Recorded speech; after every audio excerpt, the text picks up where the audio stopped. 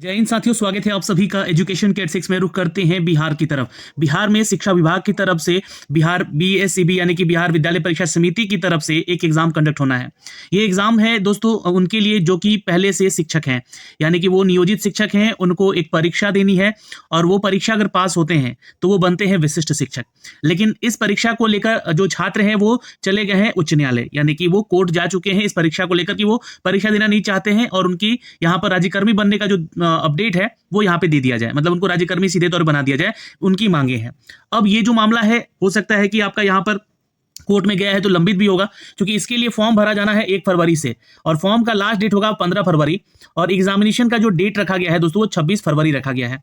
26 फरवरी से बट ये जो है आपका शेड्यूल्ड है अभी तक। हाँ, पर यहाँ पे हो सकता है कि अगर मामला कोर्ट में जाए तो हो सकता है कि 1 फरवरी से आपका इसका फॉर्म भी ना भरा जाए। लेकिन इससे जो नए प्रश्न उत्पन्न हो रहे हैं वो क्या है, तो सबसे पहला कि इस एग्जाम को देने के अटेम्प्ट कितने होंगे, है ना। एग्जाम अटेम्प्ट कितना होगा, पहली चीज तो यहाँ पे बताइए सर। दूसरा चीज कि इसका नॉर्मलाइजेशन कैसे होगा। अगर एग्जाम देते हैं, अलग अलग शिफ्टों में एग्जाम होता है ना, तो अलग अलग अगर पालियों में परीक्षा होता है तो जाहिर सी बात है कि नॉर्मलाइजेशन किया जाएगा।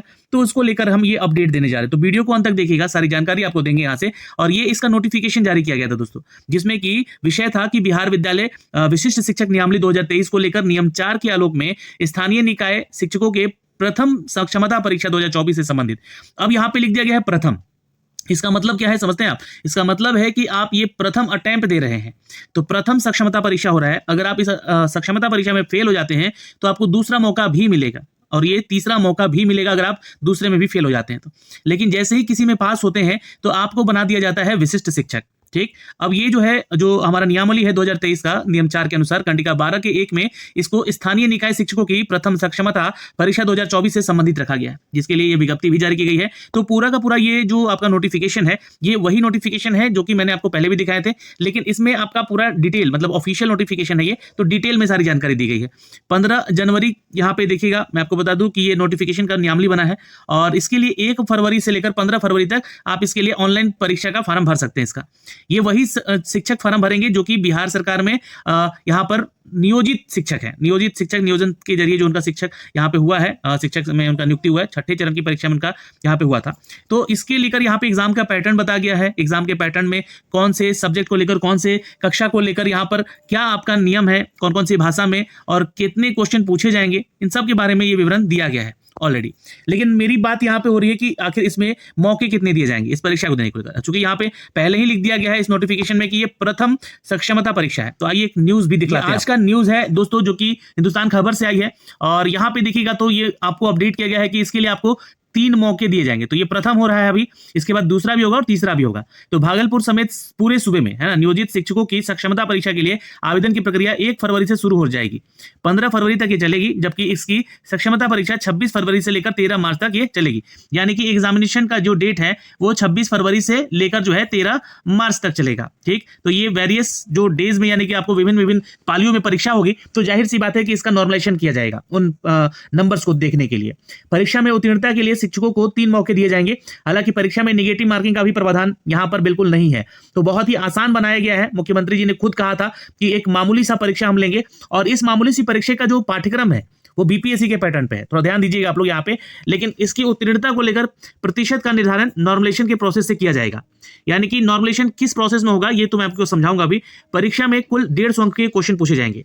आइए देखते हैं यहाँ पे कि इन 150 प्रश्नों में कहां से और किस टॉपिक से क्वेश्चन पूछे जाएंगे। तो ऑफिशियली इस नोटिफिकेशन पे जब आएंगे आप तो ये देखिएगा, ये तो सारे आपके विषय हो गए और यहाँ पे देखिएगा नीचे आकर जरा, ये आपका परीक्षा का पैटर्न है। क्लास 1 से 5 के लिए अगर बात करें तो 150 क्वेश्चन पूछे जाएंगे, जहां पे 30 प्रश्न आपके भाषा से संबंधित होगा।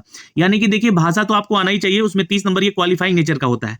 सामान्य अध्ययन से 40 प्रश्न है और आपके विषय से 80 नंबर का क्वेश्चन है। तो देखिए यहाँ पे जो कि क्या है कि कक्षा 1 से 5 के लिए जो नॉर्मल फेज होता है आपका एग्जाम जो होता है ना, उसमें 30 नंबर का भाषा से पूछा जाएगा और 120 नंबर का जो होगा आपका ये जनरल सब्जेक्ट से क्वेश्चन रहेगा। जनरल यानी कि सभी उनके सामान्य विषय से संबंधित क्वेश्चन होता है, जिसमें कि सामान्य अध्ययन को जोड़ा जाएगा। इसमें कोई अलग से विषय नहीं होता है इनका, है ना, जो कि आप लोग भी एग्जाम दिए होंगे बीपीएससी का, उसी पैटर्न पे इसका एग्जाम होगा। तो ये 30 और 120 का एग्जाम होगा।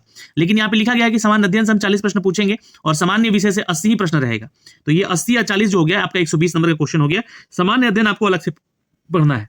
कक्षा 6 से 8 के लिए हम बात करेंगे तो 150 क्वेश्चन यहाँ भी होगा। और 6 से 8 में चूंकि क्या है कि 4 तरह के आप शिक्षक बनते हैं, एक आपका हिंदी का शिक्षक होता है, एक आपका सोशल साइंस का शिक्षक होता है, एक आपका जो है साइंस का शिक्षक होता है, और एक जो है आपका ये साइंस और मैथ का होता है, ये सोशल साइंस का होता है, और एक आपका लैंग्वेज का शिक्षक होता है। तो यहाँ पे 3 तरह के आप शिक्षक बनते हैं, ठीक है। तो हिंदी के लिए आप बन गए, सोशल साइंस के लिए बन गए, साइंस और गणित के लिए बन गए, ठीक है। अब ये हिंदी के लिए जो हो गया ना आपका लैंग्वेज पेपर हो गया, इसमें इंग्लिश भी हो सकता है, उर्दू भी हो सकता है। तो ये 3 तरह के शिक्षक आप यहाँ पे बनते हैं, ठीक। तो वहां से संबंधित प्रश्न 80 रहेंगे जो आपका विषय से होगा, और 40 क्वेश्चन सामान्य अध्ययन से होगा, और 30 प्रश्न आपके जनरल लैंग्वेज से सेक्शन से पेपर पूछे जाएंगे। 9 से 10 में क्या होगा कि आप जो है यहाँ पे वेरियस पोस्ट के शिक्षक बनते हैं, जैसे कि बहुत सारी भाषाएं हैं, आप यहाँ पे देखिएगा कक्षा 9 से यहाँ पे अगर देखिएगा तो 10 के लिए कक्षा 1 से 5 का, ये 9 से 10 का देखिए, हिंदी, उर्दू, बांग्ला, संस्कृत, मैथिली, अरबी, और ये इनके लिए, और गणित, सामाजिक विज्ञान, भोजपुरी, फारसी, है ना, ये सारे जो है यहाँ पे देखिएगा तो टोटल 17 तरह का विषय है ना, 17 विषय है जिसके लिए आप शिक्षक बन सकते हैं यहाँ पे। तो या तो शिक्षक है यहाँ पे एक्चुअली, तो इसका एग्जाम देंगे आप, ओके। तो यहाँ पे आपको बता दें कि इसमें भी सेम आपके संबंधित विषय से 80 क्वेश्चन होंगे, सामान्य अध्ययन से 40 और भाषा से 30 प्रश्न होंगे। उसी तरह यहाँ पे 11 12 का भी रखा गया, जो इसमें आपको स्पेशलाइजेशन है उससे 80 क्वेश्चन, 40 जनरल साइंस से और आपका 30 भाषा से। तो इसके लिए जो आपका ये एग्जाम का पैटर्न है, ये तो मैंने आपको पहले भी समझा दिया था, इस चीज का ध्यान रखिएगा। और ये सबसे इंपॉर्टेंट है कि यहाँ पे एक लाइन लिखा गया है, ये जो परीक्षा होगी ये आपका सीबीटी परीक्षा होगा। इसका विरोध भी हो रहा था, जो शिक्षक हैं जितने भी यहाँ पे नियोजित शिक्षक, वो विरोध कर रहे थे कि बहुत सारे ऐसे शिक्षक हैं जो कि 30 साल से जो है कंप्यूटर से रूबरू नहीं है ना, जॉब में है ऑलरेडी, वो 40 साल से कोई लोग जॉब में है जो कि इस कंप्यूटर के साथ जो है फ्रेंडली बिहेवियर नहीं है उनका, नहीं जानते हैं कंप्यूटर चलाना, तो वो कैसे सीबीटी का एग्जाम देंगे। तो वो एक देखिए बहुत ही आसान सी चीज है, इस पे एग्जाम देना कोई टफ काम नहीं है। आप जब एग्जाम देने बैठिएगा तो आपको वहां पे सपोर्ट भी किया जाएगा, सपोर्ट टीम के द्वारा, वहां पे जो भी जिस भी इंस्टीट्यूट में आपका सेंटर पड़ेगा। तो ये ध्यान रखिएगा, ज्यादा कठिन नहीं है। हाँ, ये थोड़ा सा प्रैक्टिस करना है आपको इसके ऊपर जाके, तो आपको जो है इसके ऊपर प्रैक्टिस भी करवाने का अपडेट मैंने लास्ट वीडियो में दिया था कि कहाँ से जाके आपको प्रैक्टिस करना है स्कूल के बाद, है ना, तो वो भी काम कर लीजिएगा। 2.5 घंटे का पूरा पेपर होगा आपका, और 1100 रुपए आपसे फीस चार्ज यहाँ से लिया जाएगा। तो ये तो एक जानकारी है जो कि मैंने आपको दी थी। लेकिन पास होने का जो क्राइटेरिया है यहाँ पे आप देख सकते हैं, है ना, कैटेगरी वाइज दिया गया, मतलब 150 नंबर में आपको 40% लेकर आना है, यानी कि 60 नंबर जो है आपको लेके आना है जनरल वाले छात्रों को। बाकी सभी आप छात्र जो है अपने कैटेगरी अनुसार कैलकुलेट कर लीजिएगा कि कितना आपको जो है मार्क्स लेकर आना होगा, क्वालिफाई करें, सिर्फ क्वालिफाई करना है इधर से जिस भी कैटेगरी में आप है।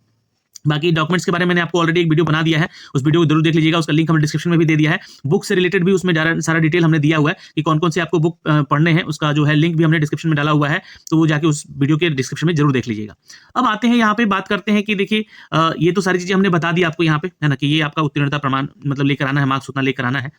लेकिन यहाँ पे नॉर्मलेशन की जब बात की जा रही है तो इसमें बोला जा रहा है कि जानकारों के अनुसार जब कोई भी परीक्षा के बड़े पैमाने पर ली जाती है ना, चूंकि देखिए आपका एग्जाम 26 तारीख से लेकर जो है 13 मार्च तक चलेगा, 26 फरवरी से लेकर 13 मार्च तक चलेगा, तो इसके उत्तीर्णता के तय प्रतिशत की तुलना में नॉर्मलाइजेशन प्रोसेस के आधार पर प्राप्त अंकों की प्रतिशत से किया जाता है।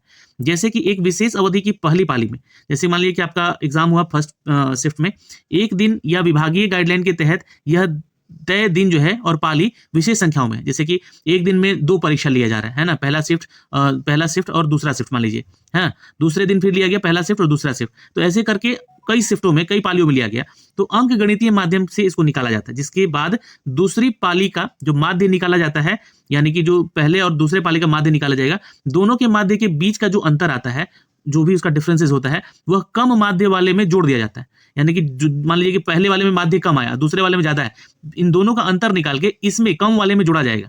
इसके अनुसार इस परीक्षा में उत्तीर्णता का प्रतिशत का निर्धारण ये आयोग करेगा। तो ये नॉर्मलेशन का प्रोसेस है, तो इसको समझना पड़ेगा। क्योंकि देखिए अगर ये प्रोसेस यहाँ पे होगा तो अच्छा है, आप लोग के लिए ज्यादा से ज्यादा आप लोग एक बार में ही रिजल्ट दे दीजिएगा। मुझे लगता है कि 3 अटेम्प्ट है, यहाँ पे 3 मौके दिए जाएंगे, तो ये पहले अटेम्प्ट में ही बहुत सारे ऐसे शिक्षक हैं जो कि इस एग्जाम को पास कर पाएंगे अगर ये नॉर्मलेशन का फॉर्मूला लगा तो। क्योंकि कहा गया है कि एक दिन या एक विभागीय गाइडलाइन के तहत तय दिन, यानी जो भी दिन तय है, जिस दिन आपका परीक्षा है, उस दिन जितने भी पाली का परीक्षा होगा, सपोज मान लीजिए कि आपने 26 तारीख को एग्जाम दिया, पहले पाली में, दूसरे पाली में, ये पाली में जो छात्रों की संख्या है वो कम है, ठीक है, इसमें ज्यादा है, ये भी जान लीजिएगा।